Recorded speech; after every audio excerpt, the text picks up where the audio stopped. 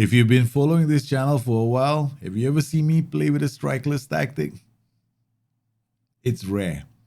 But on today's show, we're going to try and craft a strikerless 3-4-3.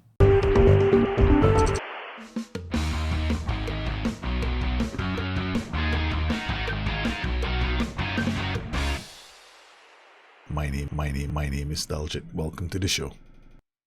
Yes, this is the place you'll find me doing content on the game Football Manager. And if you've been following this channel for a while, you know that I stream 3 times a week, Mondays, Wednesdays, and Fridays. And I also occasionally stream on Twitch, where I generally do draft mode, right? So it's a chance for me to play head-to-head with other people. And this whole strikerless journey is actually a result of me playing draft mode, because more and more people are playing strikerless tactics in draft mode. The challenge is, when you go into the game itself, the AI hardly ever plays strikerless. In fact, the very fact that Pep Guardiola's favorite tactic is a 4-2-3-1 is a personal, bane of mine, because we all know he doesn't play the 4-2-3-1, but apparently the game seems to think so, which should be fixed. Some people might think strikerless systems are an exploit, and other people might think that, well, it's only fair that these systems be allowed into the game, because there are teams out there that really play with strikerless systems. And I'm not going to go into the whole debate. I'm just going to say, well, yes, I agree that strikerless systems should be in the game. However, because of their scarcity in the game in terms of the number of AI teams that use it, the chance for regular players to get familiar with these systems is, it's next to nothing. Like my last encounter with a strikerless system was way back in FM18. So when you play against a strikerless system for the first time, chances are you probably won't know what to do. And that's the thing. If you play against a 4-2-3-1, you kind of know that you're going to have to be worried about those wingers that are bombing down your flanks. If you play against a 4-1-3-2, then you know that those wingbacks are the only source of threat down the flanks. So the more you play against the systems, the more accustomed you get, and the better you are at dealing with these systems. But strikerless systems, well, because we don't have the experience, we struggle.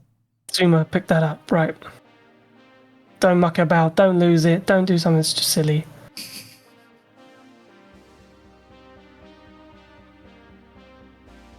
Oh, this spells disaster. Nah, it's not. It's just you have the ball, so it's like you just passing the ball. All that to just lump it forward as if we're Stoke City, and then here comes Timo. Like, oh. I told you it spelled disaster. I told you. Yeah, not too bad. A couple of wins and a draw so far. So, yeah, we're positive. But there's a long way to go, isn't there? Yes. Very long way to go. Have we given you the ball straight away? I mean, it was a phenomenal clearance, but why did he have to do that? Oh, wow. Why? So I'm dedicating myself to playing more strikerless systems. Why? First, I want to get better because I want to be more familiar with other systems. Secondly, now, if there are bugs with strikerless systems, if there are obvious exploits with strikerless systems, then we need PKMs. We need those matches, and we need to be able to say to SI, hey, this shouldn't be the case, this shouldn't be the case, that shouldn't be the case, and we can submit them in. Because SI doesn't react to people just saying, hey, the thing is broken because you can't defend. SI is just gonna go, yeah, show me an instance of how it should work correctly, or show me an instance of why it's always breaking down. Now, if you don't have that kind of proof, then SI will not do anything. So this is something that I will only be able to help out with if I play strikerless more often. It's the reason why my journeyman save has gone strikerless. And in draft modes, I'm probably going to have 1 or 2 strikerless systems under my belt. Strikerless systems, well, they're essentially defensive systems. Now, that is something that I want to make absolutely clear about. The fact is you're not playing with any out-and-out strikers. You're playing, when you're defending, you want all your players to come back. That's what a strikerless system does. The reason why strikerless systems are played on a higher mentality is because people who design these systems, they want the transitions to be faster. They want more vertical passing of the ball, which comes with higher mentality, starting with probably positive and ending with very attacking. So don't be surprised if you find yourself playing a strikerless system, or downloading a strikerless system that is set on very attacking mentality. The second thing you want to remember about strikerless systems are the players, because strikerless systems need the right kind of players. You get the wrong kind of players in a strikerless system, and your system might fall apart. For example, in the AM tier, you want players who are positionally familiar. They need to be familiar with the position. Now, as far as the shadow striker role is concerned, well, they don't have to be perfect in the shadow striker role, but they have to know the position. When you play somebody out of position, they are likely to make mistakes. And in a strikerless system, making mistakes can be lethal. Strikerless systems also don't like goalkeepers kicking the ball, because when they kick the ball and they go long with passes, then you have a battle going on for the transition. If the opposition wins the header, they can easily turn that into a counter attack, because strikerless systems are pretty flat. So all they can be undone with a ball over the top. Strikerless systems love players with jumping reach, especially in midfield, because there are going to be plenty of times when that ball is loose or there's a clearance from the goalkeeper. And what you want to have are midfielders that are strong in the air who can win the ball. While some strikerless systems may do well with Zlatan Ibrahimovic in the middle, not all players are Zlatan Ibrahimovic. So you are better off finding players who have loads of acceleration to be played as shadow strikers. Then strikerless systems don't always play the same way, right? It depends on the formation you're playing against. Some strikerless systems will do well against a 4-2-3-1. Others might struggle because they have no width. So your strikerless system that you set out with, you need to understand its strengths and its weaknesses, because no two strikerless systems are the same. Today I'm going to talk about a strikerless system that I've used in draft mode. Now, it works some of the time against humans, and against the AI, it usually works most of the time. Now, the thing here is you need the right players for this system. So basically, this is my Feyenoord 343. Yes, I used it on a recent live stream where, if you would have followed my journey as we tried to create a strikerless system with this team that doesn't really have suitable players for it. And we struggled at the start until we settled on a formation that suited that team. All right, let's take a look at the team instructions.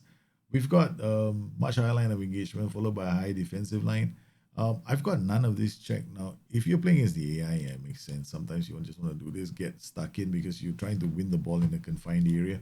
Now here we've got counter press and we got counter whole shape, right? So why have I gone for regroup?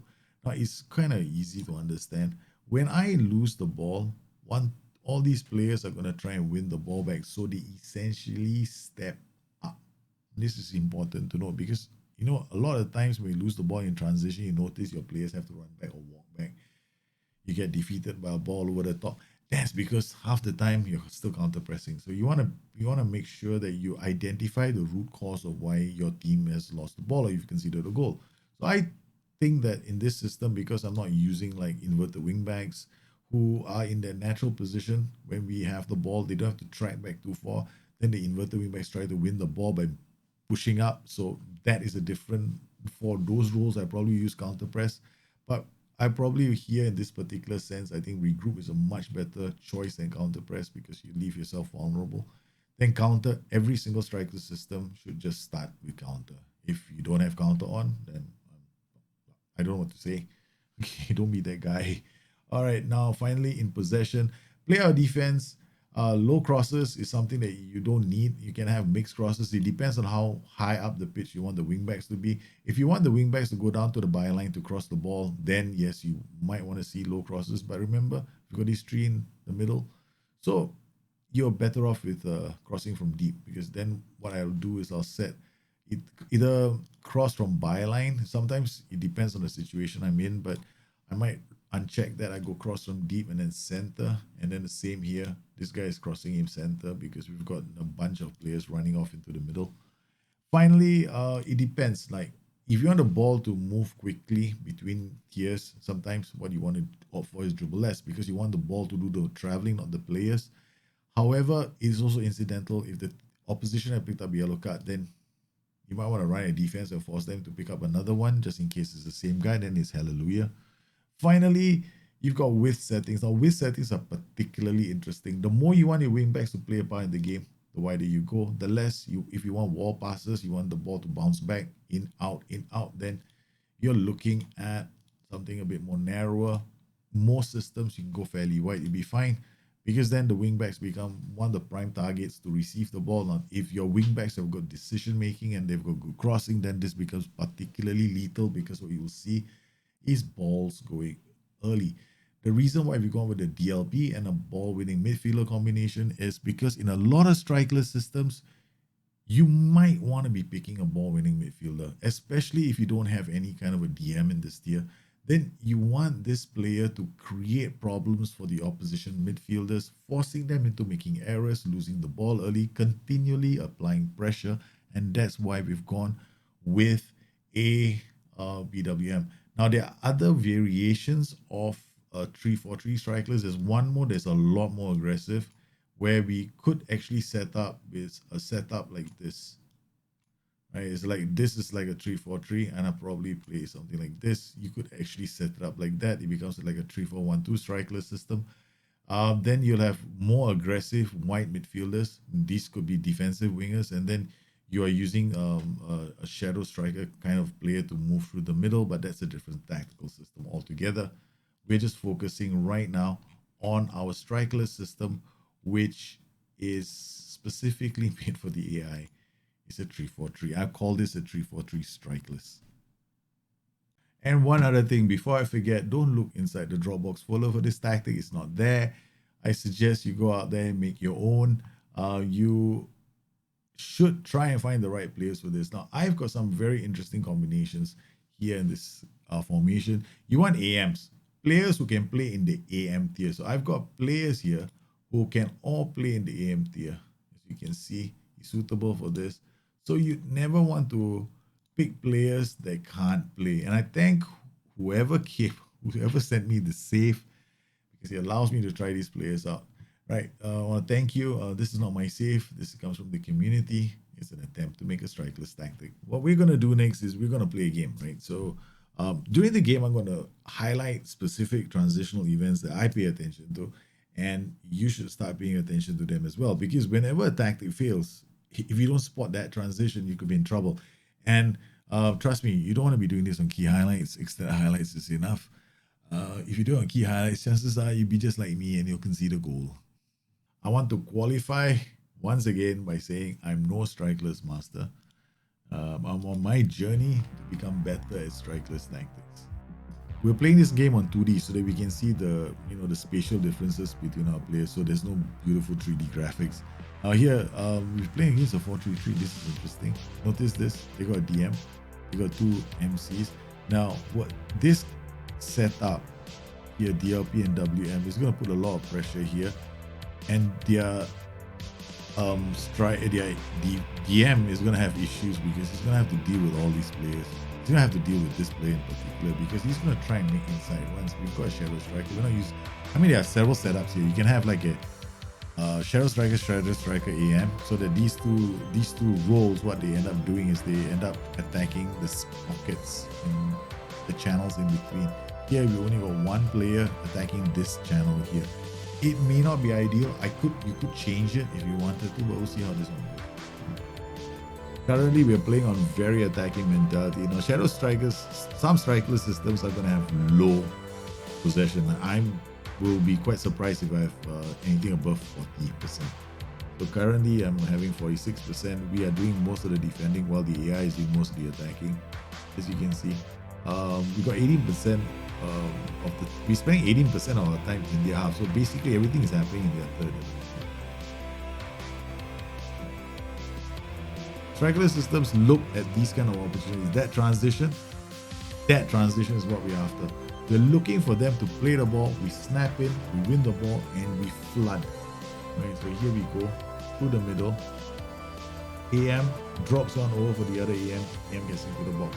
It's exactly what we want, because in the striker system, what you're trying to do is trying to create a situation where the opposition brings the ball and you snap it in midfield. That's where you're trying to win the ball. It's that most vulnerable time of the transition that you're trying to exploit.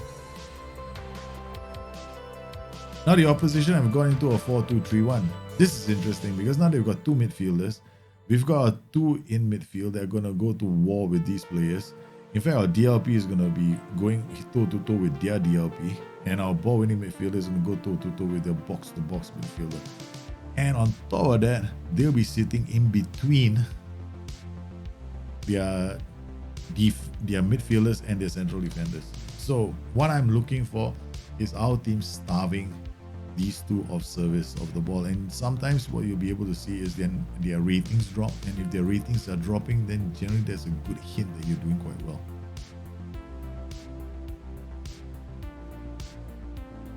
Now, this is something that you want to avoid. Right, in our setup right now, our goalkeeper kick long is the big no-no in Strikerless systems because you just don't want that. You just want the keeper to play the ball out. So now I'm going into our in transition instructions.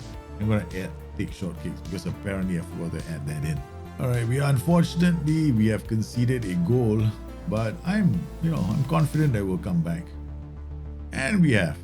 I mean, we can tweak this Strikerless system to give it a bit more stability. Shouldn't be. First thing I can do is I can just drop the mentality down to attacking so that we're not so gun-ho when we have the ball.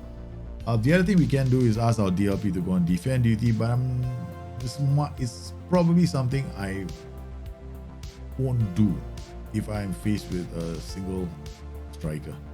So we've dropped our mentality down to attacking because we were just that tad bit too gun-ho, and we've just added another goal. It's 3-1.